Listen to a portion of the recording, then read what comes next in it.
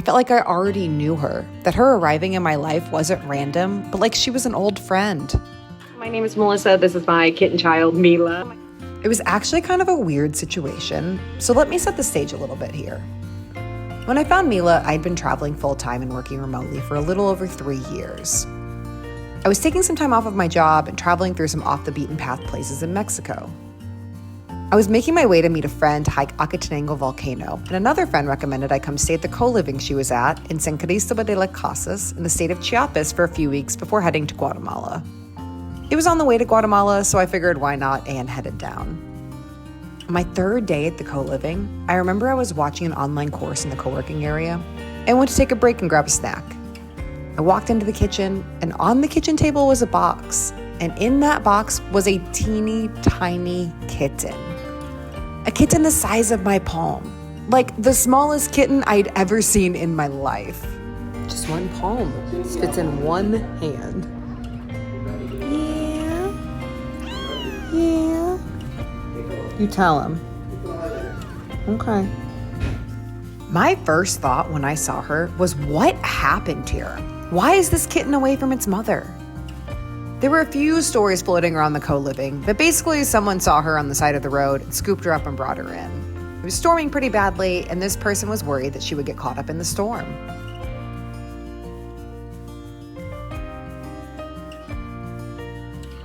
I knew the kitten wouldn't survive long without being warm and fed, so I wrapped her in my scarf, called every vet in town, found some kitten replacement formula from a horse veterinarian's office, and started feeding her. I honestly didn't think she would live through the night, but she was tough. And much to my surprise, the next day she was eating, going to the bathroom, and seemed pretty comfortable in my scarf.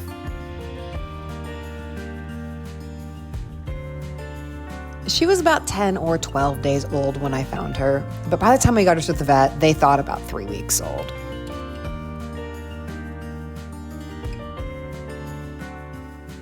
It was a lot of work in the beginning. Thank God I was not working at the time because the first 10 days were so intense. I bottle fed her every 3 hours. She couldn't go to the bathroom on her own, so I was stimulating her to do her business. She didn't even have one eye open. She couldn't regulate her body temperature. On top of that, I was constantly worried she would pass, as it's nearly impossible for a kitten that small to survive without her mother. She slept through the night again. I actually woke up at 1 a.m. I had a nightmare that something was wrong with her, and I jumped up. Also, my friend living at the co-living helped me out a ton. She did the night shift with Mila a few times and would take her during the day while I slept. People at the co-living helped out a lot too. It truly took a village to keep her going until she could eat on her own.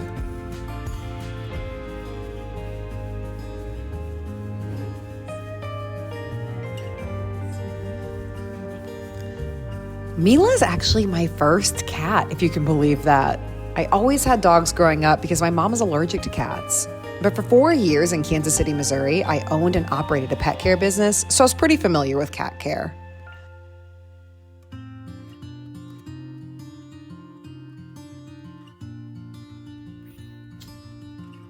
I really never felt like there was a decision to keep her. I can only describe the feeling that I had. Mila and I were connected.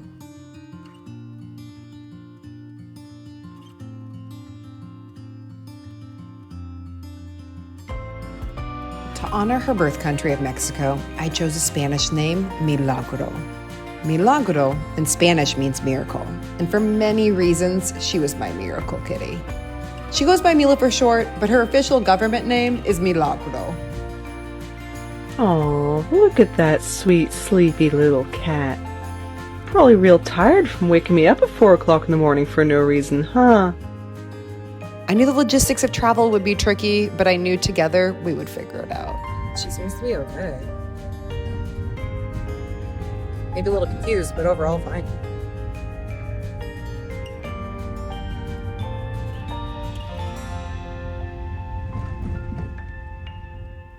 I knew nothing about travel training a cat when I found Mila, but I did know about training animals from running the pet care business.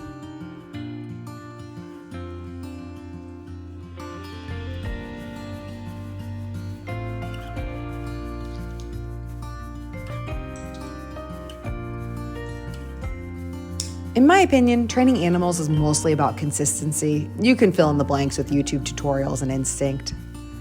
But when Mila was 1 month old, I bought her a backpack and started taking her out every day in it. I had a goal to take her on her first flight at 4 months old, so I knew we'd really have to get going with training.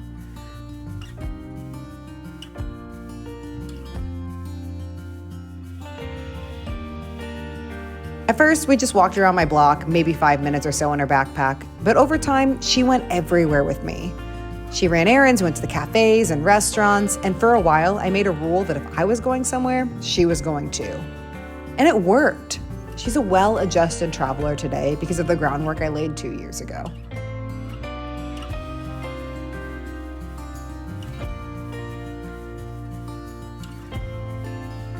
Mila and I are full-time travelers, meaning we don't take trips, we live on the road.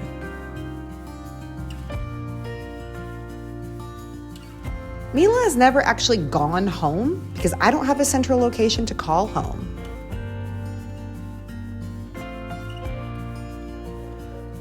She's been to Mexico, Colombia, Spain, Italy, Greece, Cyprus, and now Albania.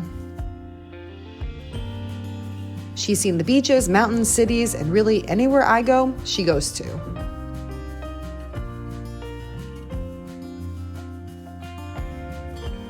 Mila is now 2.5 years old, and as she would say, she is perfect. Mila is independent and knows what she wants. She's smart, adaptable, and we have a deep, deep bond.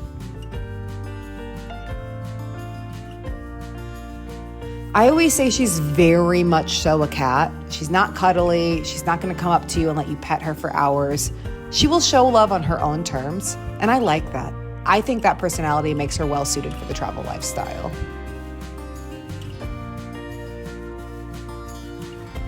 Having Mila has certainly flipped my world upside down.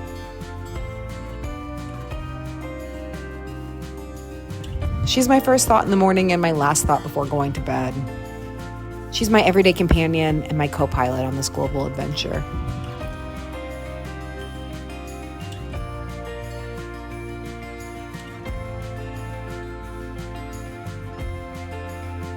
Before I found her, I couldn't see my life with a pet. Now that I have her, I can't see my life without her.